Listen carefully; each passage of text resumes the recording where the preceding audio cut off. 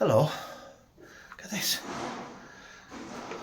It's no good to a man. Right, I got asked at the weekend to do a video on how I use the ratchet puller. So I want to show you how I do it in this. Set the ratchet puller up on there, on the unistrut. It's on this side of the piece of rack, so it can't slide that way. So it'll always pull at that point. I've got the chain with the hook on the end with some technical modifications, i.e. a piece of 6mm rope. So I'm going to tie that around that, because that's the cable that I'm pulling. I've got it in to a certain point but now I need to guide it through the hole, and obviously trying to lump it in one hand and whatever else. I could do it, I mean, because I'm like really good in that. But I thought it'd be a good opportunity to show how the actual puller works, and it'll save my aching old body because it's too hot to be doing stuff like this. So here we go. I have to be quite careful, to be honest, because I think if I move this, it's all going to come tumbling down. So hang on.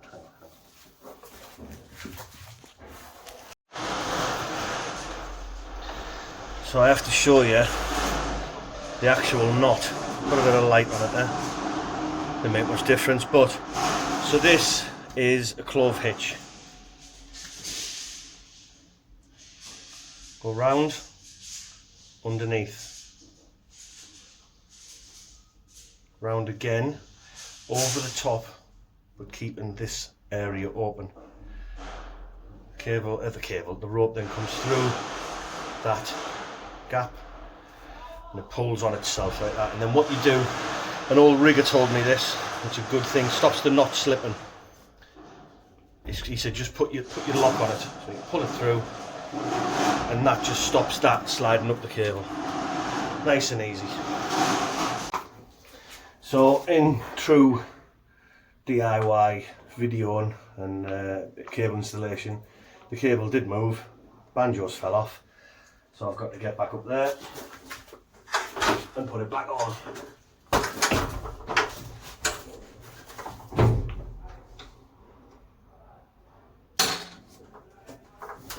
Right then, so I'm just going to start ratcheting now. Can I pull a little bit? Yes I can. So there we go. Right, it's got the tension now. So what I can do, I can guide it with one hand and pull it with the other. If this would stay still, it'd be brilliant. There we go.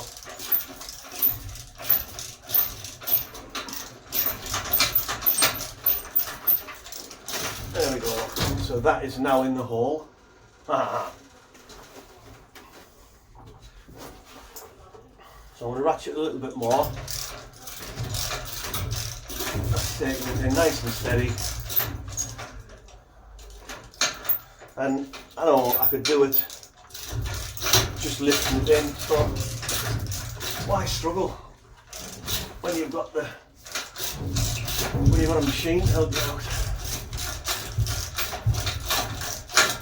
And that's basically it. So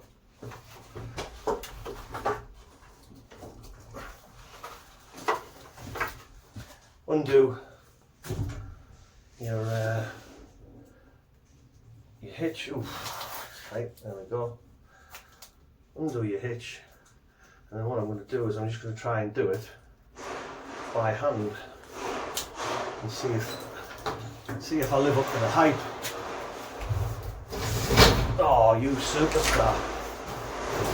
There we go. Look, it's even come out. Oh, Mandem got it still. Look, haven't turned it off. Went straight in, and I bent that before I put it in, so it's just curved its way out. Absolutely delicious. Right, they're going to put some cleats on the ceiling because there isn't a lot of room to put another piece of rack in, and then they're going to drop into that cableway there, come down to that switch, but that'll be tomorrow, because those lads with the orange cables, they need to get those round first before I put these in, because I'll cut them off otherwise. So just because that's the type of nice guy I am. So anyway, yeah, that's it. What I'll do now is I'll show you how to do the clove hitch so it's not a mystery, and then you might be able to get it sorted. Right, so we've got our rope. We go around. Now you can go top and bottom, so you could come round there and underneath, or you can go around there and go over the top. It doesn't really matter, but for the purpose of this, what am I going to do? I'm going to go underneath, right? So there, I've come underneath, and then you pinch those two together, or I pinch those two together. This is the way I like to do it. This leg here is going to go back. This is underneath the other one, look, see, right? It goes over the top, and then what you're doing, so if I move my arm, is, I'll just hold that, look. What you're doing is you're going to keep that open, because once you've passed it round, you reach through and you pull that piece through, and what happens is you end up with sort of this, so you can see it's just a cross. So there's your original one that went round like that, it comes over there, round the top again, and then this piece that you had was that loop that you'd left, where you'd pinched it there, you'd left the loop, you pull that through, and then it grips it, and then you put your little lock on, which stops the knot moving up. Ta-da!